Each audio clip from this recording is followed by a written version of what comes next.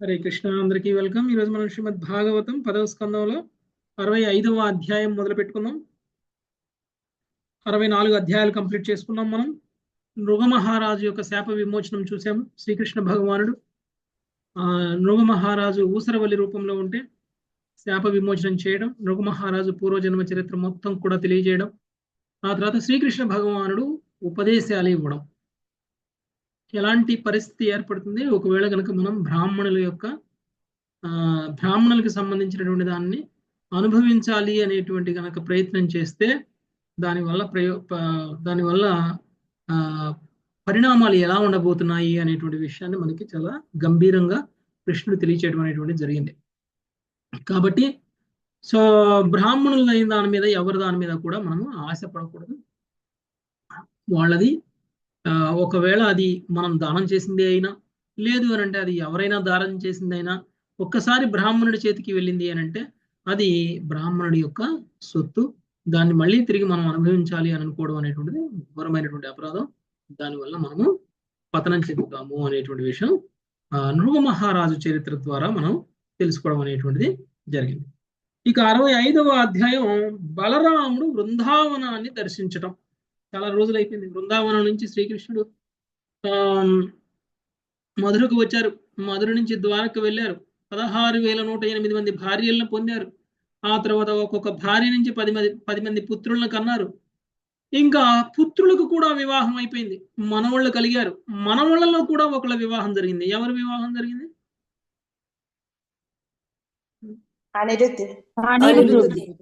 బలాసుడి కూతురు ఉషతోటి అనిరుద్ధుడి వివాహం కూడా జరిగింది. మనవడి వివాహం కూడా జరిగింది. ఇప్పటి వరకు ఒక్కసారి కూడా మళ్ళీ బృందావనం వెళ్ళినట్లు మనకి చెప్పలేదు కదా. భ్రమరగీత జరిగింది. భ్రమరగీత అప్పుడు ఏంటి, ఉద్ధవుణ్ణి పంపించారు కదా, కృష్ణుడు వెళ్ళలేదు.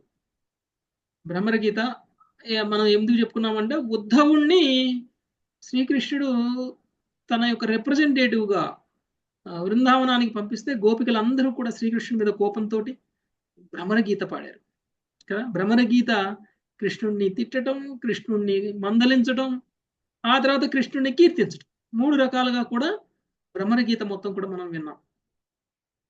ఇప్పుడు బలరాముడే స్వయంగా వెళ్తున్నారు బృందావనానికి. ఇప్పటికీ కూడా కృష్ణుడు వెళ్ళలేదు, ఇంకా వెళ్ళట్లేదు ఇప్పుడు కూడా. సో ఇప్పుడు వెళ్తుంది ఎవరు? బలరాముడు. సో ఎందుకు వెళ్ళాల్సి వచ్చింది?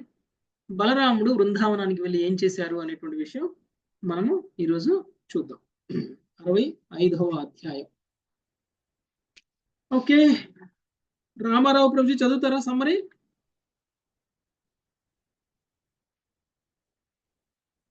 సునీత మాధవ్ చదవండి.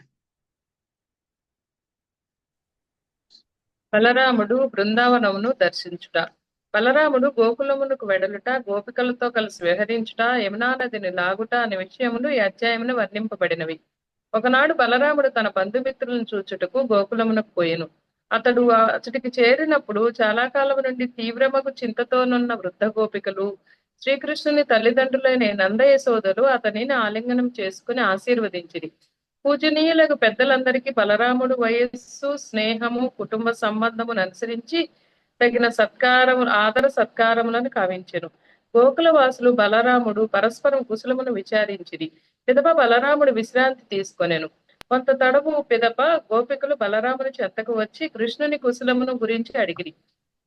తన తల్లిదండ్రులను, మిత్రులను కృష్ణుడు ఇంకను గుర్తుంచుకొనునా, వారిని చూచుటకు అతడు గోకులమునకు వచ్చునా, కృష్ణుని కొరకు మేము సర్వస్వమును, మా తండ్రులను, తల్లులను, బంధువులైనను త్యజించితిమి. కానీ ఇప్పుడు అతడు మమ్మును విడిచినాడు. అతని మందహాస ముఖమును గాంచి కామవేగముచే క్షుభితులమైనంతటా అతని మాటలను మేము ఎట్లు విశ్వసింపకుందుము? అయినను అతడు మా విరహములో దినములు గడపగలిగినచో అతని విరహమును మేమెందులకు కనుక అతని గురించి మాట్లాడవలసిన పని లేదు అని వారు పలుకసాగిరి. ఈ ప్రకారము గోపికలు శ్రీకృష్ణుని మనోహరమగు మాటలను, సమ్మోహ దృక్కులను, విలాసమైన నడకను, ప్రేమపూర్ణ ఆలింగనములను తలుచుకొనుచు రోధించిరి. శ్రీకృష్ణుడు పంపిన ఆకర్షణీయమగు సందేశమును తెలియజేసి బలరాముడు వారిని ఓదార్చెను. బలరాముడు గోకులములో 2 మాసములు వసించి యమునాతీర కుంజములలో గోపికలతో విహరించెను. ఆ లీలలను గాంచి దేవతలు ఆకాశమున దుందుకులను మ్రోగించిరి. పుష్పవృష్టి కురిపించిరి. మునులు అతని మహిమను కీర్తించిరి. ఒకనాడు బలరాముడు వారుణిని తాగి గోపికలతో కలిసి వనమున సంచరించసాగెను. అతడు అప్పుడు నేను గోపికలు జలక్రీడలాడుటకై చెంతకు రమ్ము అని యమునను పిలువగా యమునా నది అతని ఆజ్ఞను నిర్లక్ష్యపరిచెను. అంతటా బలరాముడు తన హలాయుధముతో యమునను లాగి వందలాది పాయలుగా చీల్చివేయ ఉద్యుక్తుడయ్యను. అప్పుడు యమునా నది భీతితో వణుకుచు అతని పాదములపై పడి క్షమార్పణ వేడెను. బలరాముడు ఆమెను మన్నించి పంపివేసిన పిదప గోపికలతో కలిసి కొంతసేపు జలక్రీడలాడెను. వారు నీటి నుండి బయటకు వచ్చిన తర్వాత కాంతిదేవి బలరామునకు సుందరముగా ఆభూషణములను, వస్త్రములను, పూమాలలను వసగెను. నేటికి యమునా నది బలరాముని హలముచే చీల్చబడి పలుపాయలుగా ప్రవహించుచున్నది. ఆ పలుపాయలు బలరాముడు యమునను అణచిన చిహ్నములుగానున్నవి. విహరించున్నప్పుడు బలరాముని చిత్తము గోపికల విలాసముచే మోహితము కాగా వారి సాంగత్యమును గడిపిన పెక్కు రాత్రులు అతనికి ఒక్కరేయి వలె తోచెను. హరే కృష్ణ ప్రభుజీ, ధన్యవాదాలు. సో చూద్దాం మాతాజీ. సో ఈరోజు డీటెయిల్డ్ గా ఒక్కొక్క శ్లోకంలో బలరాముడు బృందావనానికి వెళ్ళిన తర్వాత జరిగినటువంటి లీల గురించి చూద్దాం. మొదటి శ్లోకం మంగతాయర్ మాతాజీ. కృష్ణ ప్రభుజీ. బల శ్రీ శుకౌవాచ బలభద్ర కురు శ్రేష్ఠ భగవాన్ రథమాస్థితః. బలభద్రః కురు శ్రేష్ఠ భగవాన్ రథమాస్థితః. సుహృద్ది దృక్షురుత్కంఠః ప్రయయౌ నందగోకులం. సుహృద్ది దృక్షురుత్కంఠః ప్రయయో నందగోకులం. హరే కృష్ణ. సుఖదేవ్ గోస్వామి పలికెను, ఓ కురుశ్రేష్ఠ, ఒకసారి బలరాముడు బంధు దర్శనాభి అయి రథము నదిరోహించి నందగోకులమునకు పోయింది. భాష్యము. బలరాముని బృందావన ప్రయాణము హరివంశము విష్ణు పర్వము 46.10 నందు కూడా వర్ణించబడినదని శ్రీధర స్వామి తెలిపరి. కస్యచిత్ కాలస్య స్మృత్య గోపేషు సౌహృదం జగామైకో వజ్రం రామః కృష్ణ శ్యానుమతే స్థితః. ఒకప్పుడు గోకులతో అనుభవించిన గాఢమగు బంధు ప్రేమను తలుచుకొని బలరాముడు శ్రీకృష్ణుని అనుమతిని తీసుకుని ఒంటరిగా వ్రజమునకు వెడలను. శ్రీకృష్ణుడు వెడలిపోయినందున మిక్కిలి దుఃఖులైనట్టే అమాయక బృంద వనవాసులకు ఓదార్చుటకు బలరాముడు అతడికి వెడలేను. విశుద్ధ ప్రేమ మహాసాగరమైనట్టి శ్రీకృష్ణుడు ఎందులకే వ్రజమునకు వెడలేదనే ప్రశ్నకు శ్రీల విశ్వనాథ చక్రవర్తి ఠాకూర్లు సమాధానం అసగలి. ఈ విషయమును వివరించుచు ఆయన ఈ క్రింది 2 శ్లోకములను ఉదహరించిరి. ప్రేయసి ప్రేమ విఖ్యాత పితరావృతి వత్సలౌ ప్రేమవస్యచ్చ కృష్ణ శాస్త్య క్వాంతాన కథనేష్యతి ఇతి మత్తేవ ఏదవః ప్రత్య బృందం గర్గేతః దీర్ఘతౌ వజ్ర ప్రేమ ప్రవర్తి స్వలీలాదీనత్వమీయుషః. భగవానుని ప్రేమసీ గణము తమ విశుద్ధ పార్వస్య ప్రేమకు సుప్రసిద్ధులు. ఇక అతని తల్లిదండ్రులు అతని ఎడ పరమవాత్సల్యము కలిగినట్టి వారు. శ్రీకృష్ణుడు వారి ప్రేమకు వసుడు గనుక వారిని చూచుటకు వెడలినచో వారిని వదిలి వెనుకకు వచ్చుట అతనికి ఎట్లు సాధ్యపడును అని యాదవులు తలచిరి. ఇది మనస్సులో ఉంచుకొని నిత్య ప్రవర్ధమానవు వ్రజ ప్రేమకు అనుగుణముగా వర్తించేది లీలలకు ఆ దేవదేవుడు ఆధీనుడగనని ఎరిగిన వారే వారు అతడి వెడలకుండా ఆపిరి. హరే కృష్ణ. దండోత్రణం ప్రభుజీ. చాలా కాలం తర్వాత బలరాముడు బృందావనానికి వెళ్ళి అక్కడ ఉన్నటువంటి వాళ్ళ యొక్క బంధుమిత్రులందరినీ కూడా కలవాలి అని అనుకున్నారు. ఎందుకు అనంటే చాలా కాలం నుంచి వాళ్ళందరూ కూడా శ్రీకృష్ణుడిని బలరాముడిని చూడడం లేదు. వాళ్ళందరూ కూడా వాళ్ళ యొక్క విరహంలో బాధలో ఉన్నారు. వాళ్ళందరినీ కూడా ఓదార్చాలి అనేటువంటి భావనతోటి బలరాముడు అక్కడికి వెళ్ళడం అనేటువంటిది జరిగింది. అది కూడా కృష్ణుడి అనుమతితోటి. సో ఆయన వెళ్ళింది గోపికలని, అక్కడ ఉన్నటువంటి మిత్రులని అందరినీ కూడా కృష్ణుడి యొక్క విరహంలో ఉన్నటువంటి వాళ్ళందరినీ కూడా ఓదార్చేటువంటి ప్రక్రియ చేయబోతున్నారు. అయితే ఎందుకు మరి కృష్ణుడు వెళ్ళలేదు? ఎందుకు కృష్ణుడు ఒకసారైనా వెళ్ళాలి అని అనుకోవడం లేదు? ఎందుకు బలరాముడు మాత్రమే వెళ్ళారు అని అంటే, బృందావనం కనుక ఒకసారి కృష్ణుడు వెళ్ళినట్లయితే అక్కడ ఉన్నటువంటి తన మిత్రులు, తన గోపికలు ఎవరైతే ఉన్నారో వాళ్ళందరికి పట్ల ఎంత ఆకర్షితుడంటే తిరిగి మళ్ళీ కృష్ణుడు బృందావనాన్ని వదిలేయలేడు. సో వాళ్ళకి అక్కడికి వెళ్ళిన తర్వాత ఈవెన్ బలరాముని చూస్తేనే ఎన్నో రోజులు గడిపిన తర్వాత కూడా ఆయనకి ఒక్క రోజే గడిపిన ఫీలింగ్ ఉంది. అంటే సంతృప్తి అనేటువంటిది ఉండదు. ఎంత కాలమైనా సరే బృందావనంలోనే ఉండిపోవాలి అని అనిపిస్తుంది. మరి ఒకవేళ కృష్ణుడు కూడా అలానే వచ్చేసి పర్మనెంట్ గానే బృందావనంలో ఉండిపోతే, ఎందుకంటే అక్కడ ఆకర్షణ అలా ఉంది కృష్ణుడికి. సమస్తాన్ని కృష్ణుడు ఆకర్షిస్తుంటే బృందావనం మాత్రం కృష్ణుడిని ఆకర్షిస్తుంది. సో ఎంత ఎక్కువగా ఆకర్షిస్తుంది అంటే కృష్ణుడు తన బాధ్యతల్ని, తన ధర్మాన్ని, తన ఆ, తన అవతార ఉద్దేశాన్ని కూడా మర్చిపోయేటువంటి అవకాశం ఉంది. అందుకనే ఆయన బృందావనం వెళ్ళడానికి నిశ్చయించుకోలేదు. వెళ్తే మాత్రం ఇంకా రాలేరు కాబట్టి. ఓకే, అదే మనకి బలరాముడు వెళ్ళాడు, కృష్ణుడు వెళ్ళలేదు అనేటువంటి విషయం మనకి విష్ణు పర్వం నుంచి హరివంశంలో విష్ణు పర్వం నుంచి తీసుకొని మనకి కొన్ని శ్లోకాలను ఉదాహరణగా ఇవ్వడం అనేటువంటిది జరిగింది. నెక్స్ట్ రెండవ శ్లోకం లావణ్యమాత. హరే కృష్ణ ప్రభుజీ. పరిష్వక్తశ్చిరోత్కంఠైర్గోపైర్గోపిభిరేవ చ పరిష్వక్తచ్చిరోత్కంఠైర్గోపై గోపీభిరేవ చ రామోభివాద్య పితరా ఆవాసీర్భిరభినందితః రామోభివాద్య పితరా భావాసీభిరభినందితః. విరహోత్కంఠతో చిరకాలము దుఃఖితులైనట్టి గోపికలు బలరాముణ్ణి ఆలింగనం చేసుకొనిరి. పిదప అతడు తన తల్లిదండ్రులకు అభివాదములు చేసెను. వారు అతనిని ఆనందంతో అభినందించు స్తుతించిరి. భాష్యము. ఈ పరిస్థితిని గురించి తెలుపుటకు శ్రీ విశ్వనాథ చక్రవర్తి ఠాకూర్లు ఈ క్రింది శ్లోకమును వస్తుంది. నిత్యానంద స్వరూపోపి ప్రేమ తత్తో వ్రజౌకసాం యయో కృష్ణమపి త్యక్త్వా యస్తం రామం ముహుస్తుమః.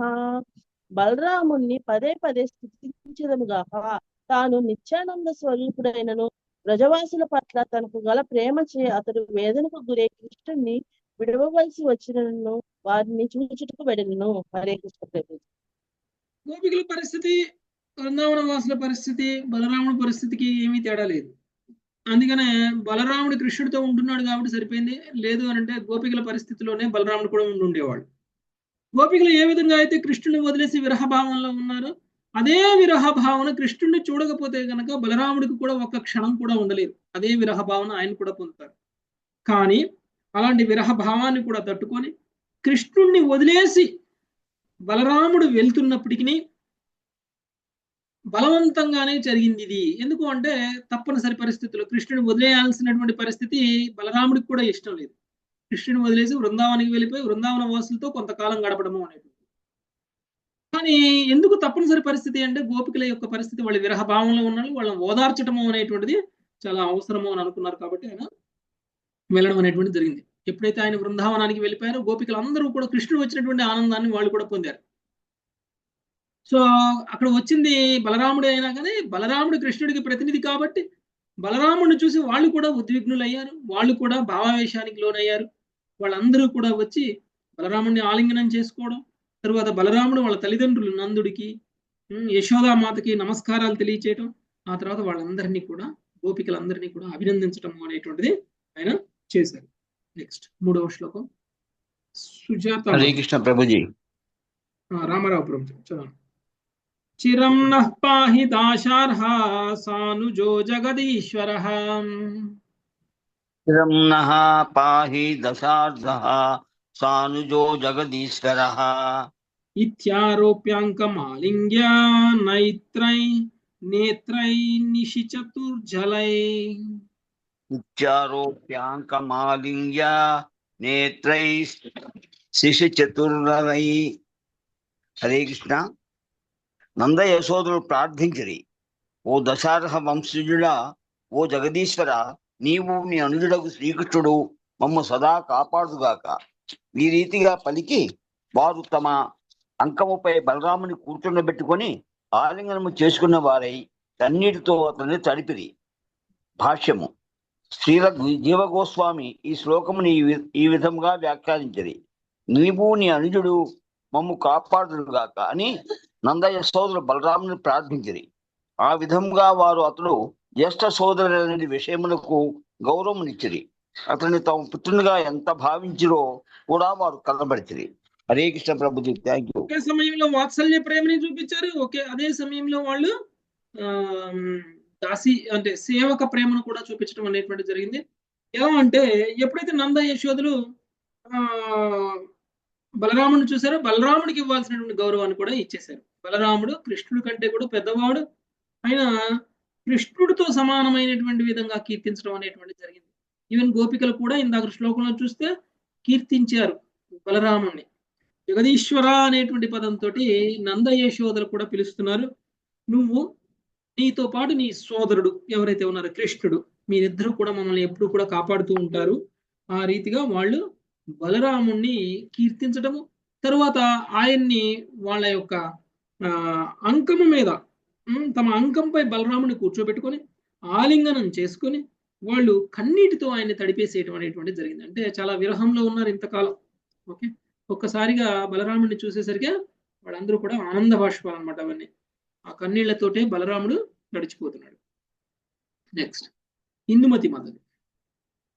గోపవృద్ధాంశ విధివాన్ యవిష్టైరభివందితః గోపవృద్ధాంచ విధివదైవిష్టైరభివందితః యథా వయో యథా సఖ్యం యథా సంబంధమాత్మనః యదా వయో యదా సఖ్యం యదా సంబంధమాత్మనః సముపేత్యాథ గోపాలం హాస్యహస్తగ్రహాదిభిః సముపేత్యాథ గోపాలన్ హాస్యహస్తగ్రహాదిభిః విశ్రాంతం సుఖమాసీనం పప్రచ్యుః పర్యుపాగతా విశ్రాంతం సుఖమాసీనం పప్రచ్చు పర్యుపాగతః పృష్టాశ్చానామయం స్వేషు ప్రేమ గద్గదయా గిరాం దృష్టాచ్చానామయం స్వేషు ప్రేమ గద్గదయా గిరా కృష్ణే కమలపత్రాక్షే సన్యస్థాకిల రాధసః కృష్ణే కమలపత్రాక్షే సన్యస్తాకిల రాధసః. పిదప బలరాముడు వృద్ధగోవులకు యథావిధిగా అభివాదములు అసగెను. చిన్నవారందరూ అతని గౌరవంతో అభినందించిరి. వయస్సు, సఖ్యము, బాంధవ్యము అనుసరించి వారిలో ప్రతి ఒక్కరిని అతడు నవ్వుతోనూ కరచాలనాలతోనూ కలుసుకొనెను. విశ్రమించిన పిదప అతడు సుఖాసీనుడు కాగా వారందరూ చుట్టూ చేరిరి.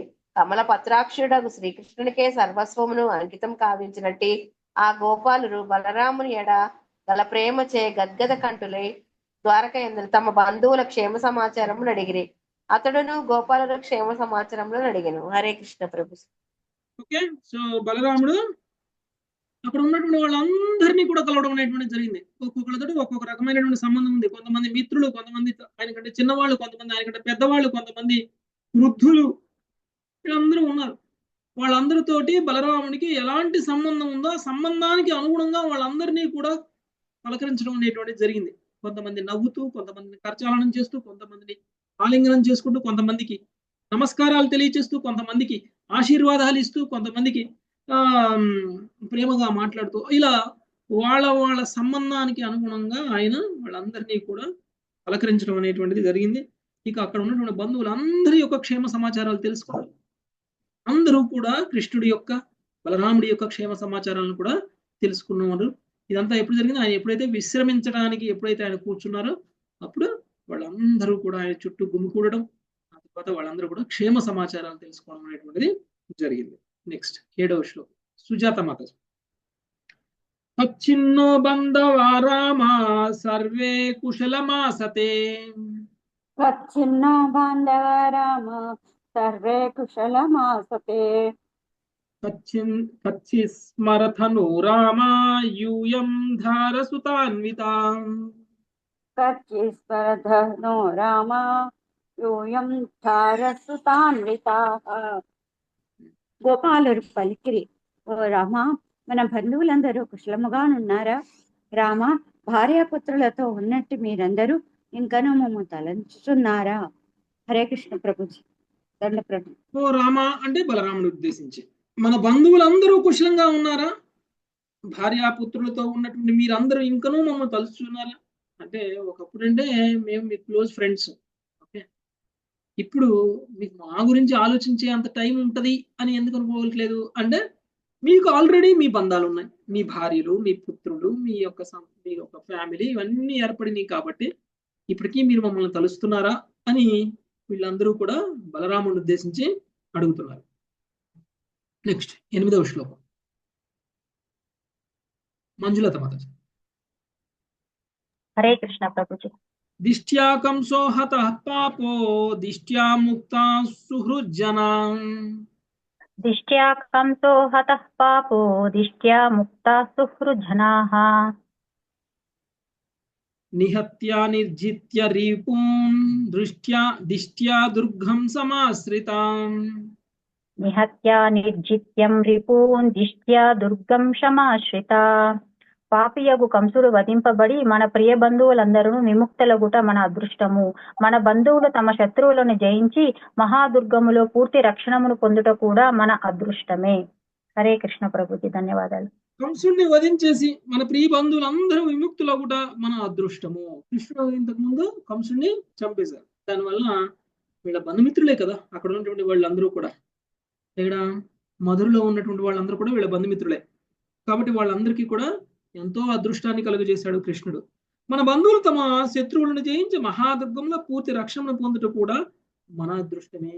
ఎప్పుడైతే కంసుడు లాంటి వాళ్ళు మరణించారు, ఇప్పుడు అక్కడ కృష్ణుడు రక్షణలో ఉన్నారు కాబట్టి వాళ్ళందరూ, ఇది కూడా మనందరి యొక్క అదృష్టమే అని వాళ్ళు చెప్తున్నారు. నెక్స్ట్ 9వ శ్లోకం అమృత మాతాజీ. గోప్యో హసంత్య పప్రూచో రామ సందర్శనాద్రుతాం. గోప్యో హసంత్యా ప్రపుచ్చో రామ సందర్శన నాదృతః. తచ్చిదాస్తే సుఖం కృష్ణః పురస్త్రీ జనవల్లభః.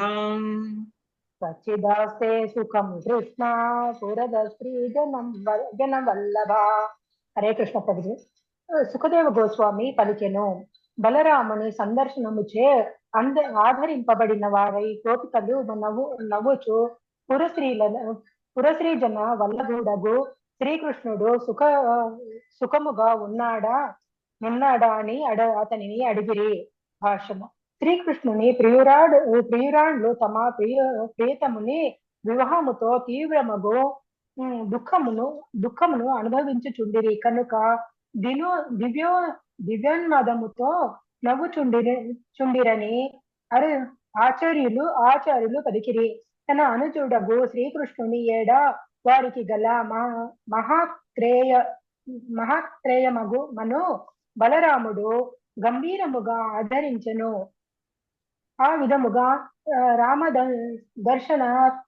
రామదర్శనాదృత అను పదము బలరాముడు గోపికలను ఆదరించేననియు అట్లే తొలుత తెలిపినట్లు వారు అతనిని ఆదరించిరనియు అర్థము నివ్వగలదు.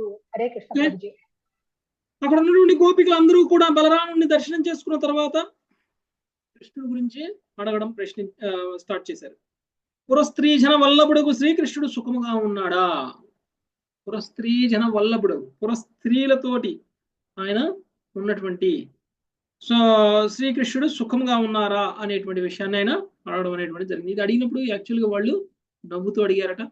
దీనికి మనకి ఆచార్యులు చెప్తున్నటువంటిది ఏంటంటే ఇది దివ్యోన్మాదం అంటే యాక్చువల్గా గోపికలు శ్రీకృష్ణుని విరహంలో ఏడవాలి కానీ నవ్వుతున్నారేంటి అనే ప్రశ్న రావచ్చు మనకి. ఓకే, కొన్నిసార్లు బాధ ఎక్కువైనప్పుడు ఏడుపులా కాకుండా నవ్వులా కూడా బయటకు వచ్చేస్తుంది. సో అదే విధంగా గోపికలు కూడా దాన్ని ప్రేమ ఉన్మాదం, దివ్యోన్మాదం అని అంటాం. మహప్రేమ ఏదైతే ఉందో, వాళ్ళకు ఉన్నటువంటి ప్రేమ ఏదైతే ఉందో అది అంత ఎక్కువగా ఉంది. అందుకని వాళ్ళు నవ్వుతూ అడగడం అనేటువంటిది జరిగింది. ఓకే, సో ఇంకొకటి వాళ్ళందరినీ కూడా బలరాముడు ఆదరించడం అనేటువంటిది జరిగింది.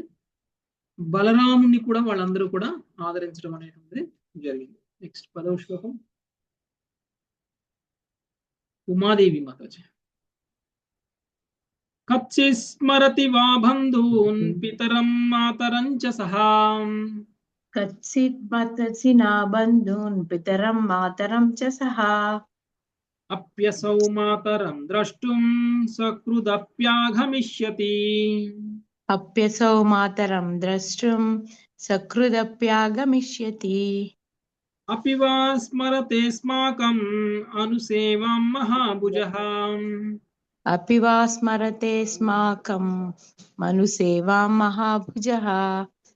అతడు తన బంధువులను ముఖ్యముగా తల్లిదండ్రులను స్మరించుచుండునా తన తల్లిని చూచుటకు కనీసం ఒక్క మారైనా అతడు వెనుకకు తిరిగి వచ్చినా ఆ మహాభుజుడకు శ్రీకృష్ణుడు అతని కొరకై మేము చేసిన సేవను స్మరించుచుండునా. భాష్యము.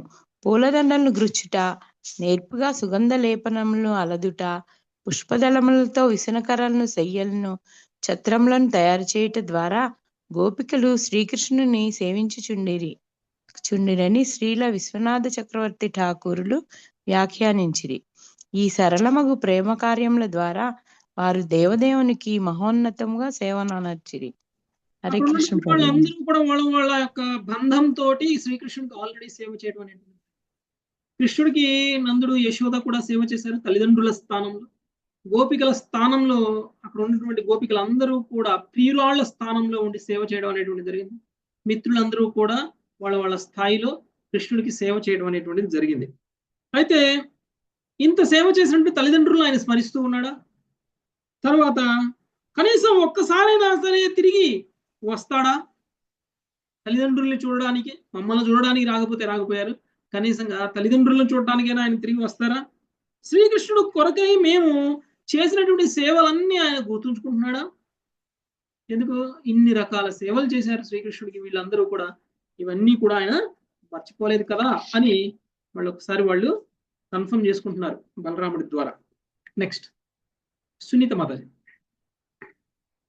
మాతరం పితరం భ్రాతృన్ పతీన్ పుత్రాన్ శ్వశ్రూనపి. నేనేనా ప్రభుజీ?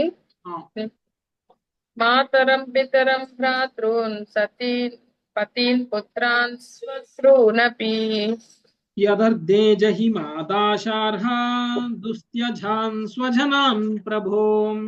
యదర్థే జహి మాదాశార్హాత్ దుస్త్యజాన్ స్వజనాన్ ప్రభో.